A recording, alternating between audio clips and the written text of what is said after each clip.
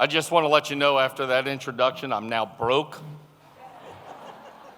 for what I had to pay for not only those in the video, but for what Gabe said. But no, thank you, Kenny. Thank you, Gabe. Thank you, Miss Gale, for that wonderful introduction. Thank you, Mr. Lawton. I also want to thank staff of the New Orleans Saints, especially Greg Bensel, who brought me on 27 years ago, Justin Massione for his care and his kindness, the committee for this so humbling recognition.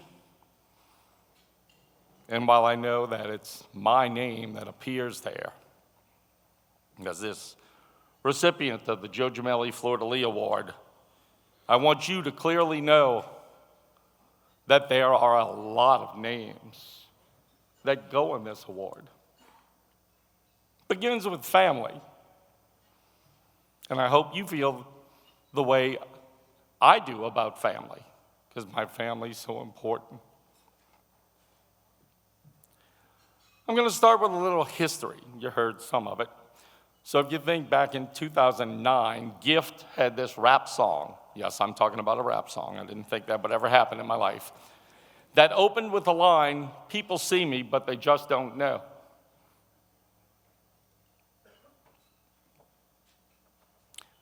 You see, my life started with negative words. Don't, won't, never. Because I was born with this condition of arthrogryposis. And on the first day I was born, Mom wanted to hold her newborn. Didn't happen. Mom got sedated. Wow, it got quiet in here. But the next day, a team of doctors came in and eventually transferred us to Toro Hospital because they were connected with this little facility called Crippled Children's Hospital here in New Orleans. Not called that anymore. And after those words, well, Mom took hold of the reins. Mom, encourager, warrior. She told that doctor, "You have a degree. Do your job. Don't cast aside." He did. See, Mom had this idea that this baby was going to be an independent man one day. I think it happened. I'm still working on that. I'm just not so sure. And Mom slept in a hospital chair next to my bed for months, years. And she took that little body and she stood it up when I finally could, after enough casts were put my feet in place, my hands in place. And she encouraged and kept saying, for those of you who are old enough, since a lot of you are, to know, broken record style, that you're going to walk one day. And she moved my little legs. Once my feet were planted on the ground, she moved them. And I came from behind.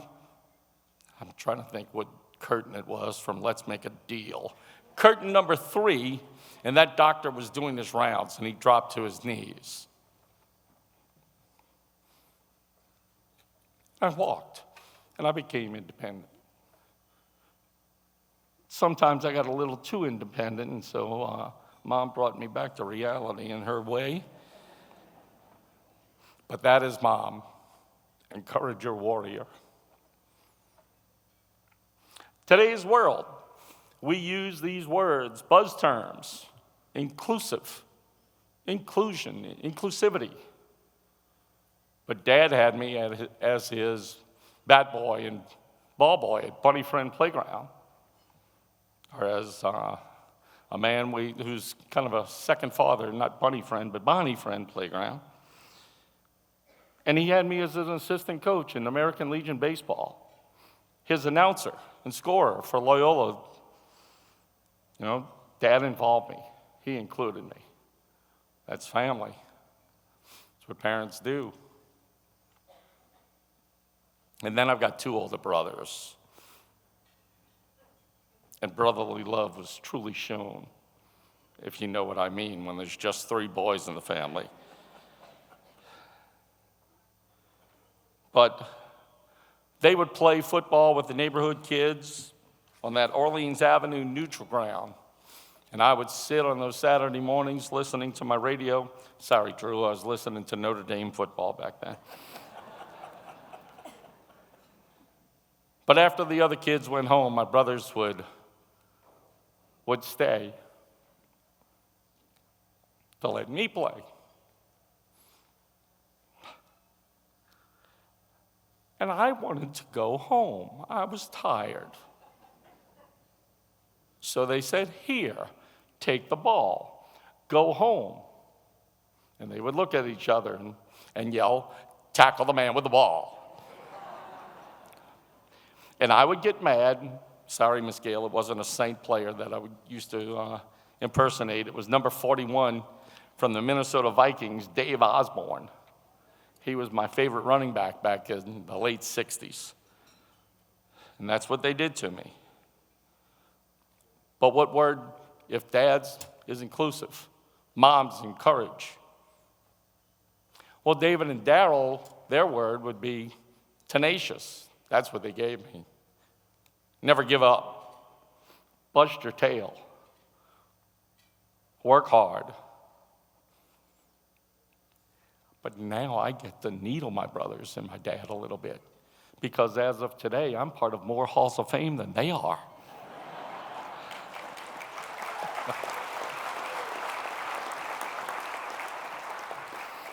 Well, as Gabe mentioned, there's others who have played a big part in my life.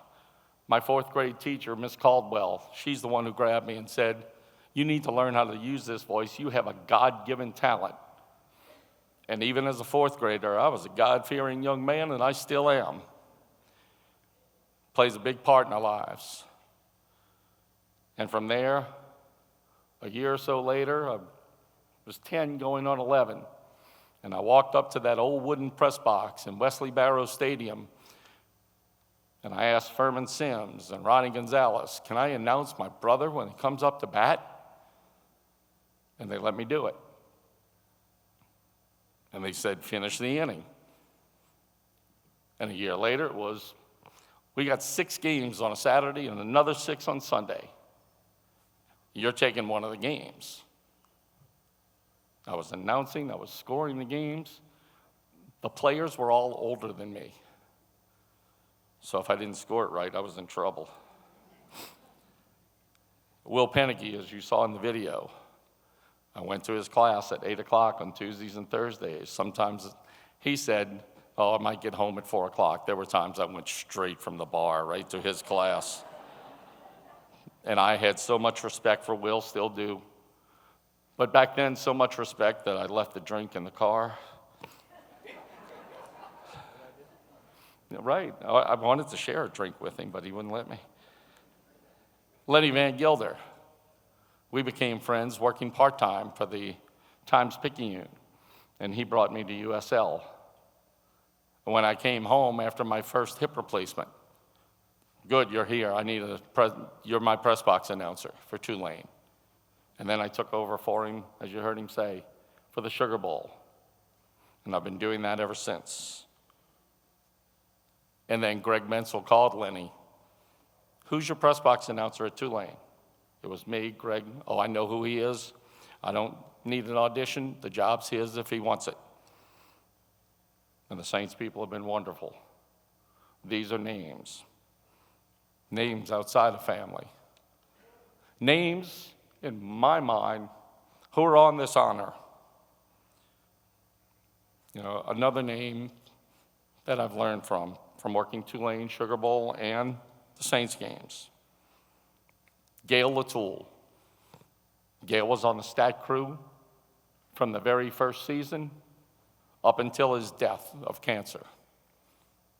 And if I was working some other high school game or college game and a stat came up that I just didn't know what to do, I got Gail on the phone. I pray one day that Gail's name will be on this list because it's so deserving. There are others who are probably more deserving than I am, and I would love to see them on this list. We talk about the closeness of our stat crew, the dedication, but it's friendships that are valued. Gabe isn't just my spotter, he's my friend. I've had to announce in my calm and straightforward ways while he shook me after the Saints won that NFC championship game and went on to the Super Bowl victory. He also bruised the heck out of me following an incomplete pass that should have been a pass interference call, but wasn't. What we do, we take our work seriously, and we care about one another. I am grateful. I know I was born with this condition of arthrogryposis.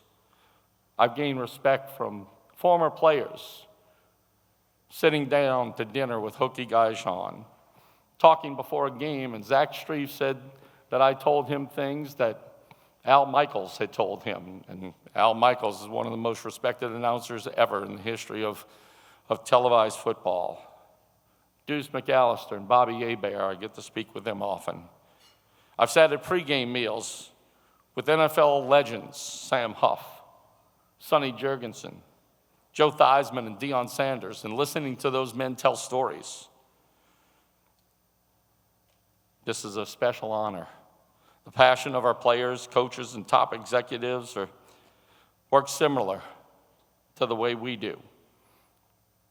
This Joe Gemelli Award, the clothier has dressed us to look our best and be pleased with it. The restaurateur not only feeds our bellies, but feeds our souls with his exquisite dishes and beautiful atmospheres. The cameraman catches highlights that we get to review over and over again. The trainer takes care of our players' health.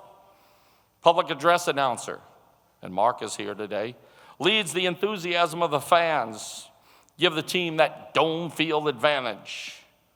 Reporters use a symphony of words to poetically describe the action of a very rough game.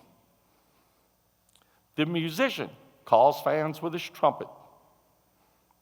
Press box announcer, I just provide quick, concise, accurate details of each play and other significant notes for the media to relay later. Well, ultimately, I hope that this very humbling honor will show others born with physical disabilities that they too have a place in sports or with any activity that they so love. And I hope for the possibility of having players and organizations become involved with my arthrogryposis community of brothers and sisters, thus adding names to my list of those I'm grateful for. And finally, I want to say I've been asked if I feel overshadowed by going into the Saints Hall of Fame with Drew, and my response is, heck no. This is a huge honor, and I'm honored. I'm no fool. Everybody in this room would love to have pictures with Drew, and understandably so. If both of us walked together out into the lobby, Drew would be flocked for his autograph. But Drew, I want you to feel like one of us today, too. So, from the press conference, I've got an autographed picture of you and I.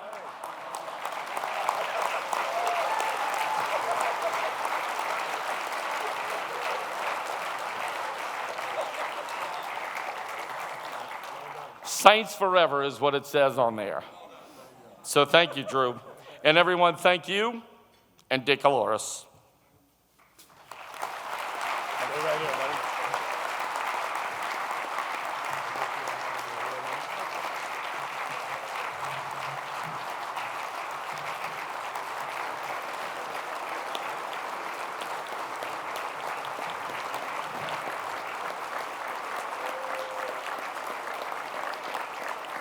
Now we'll unveil the Joe Gemelli Fleur de Lis Award, which Mrs. Benson will present to Doug.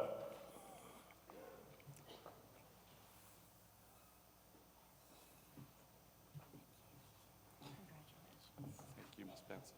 Appreciate it.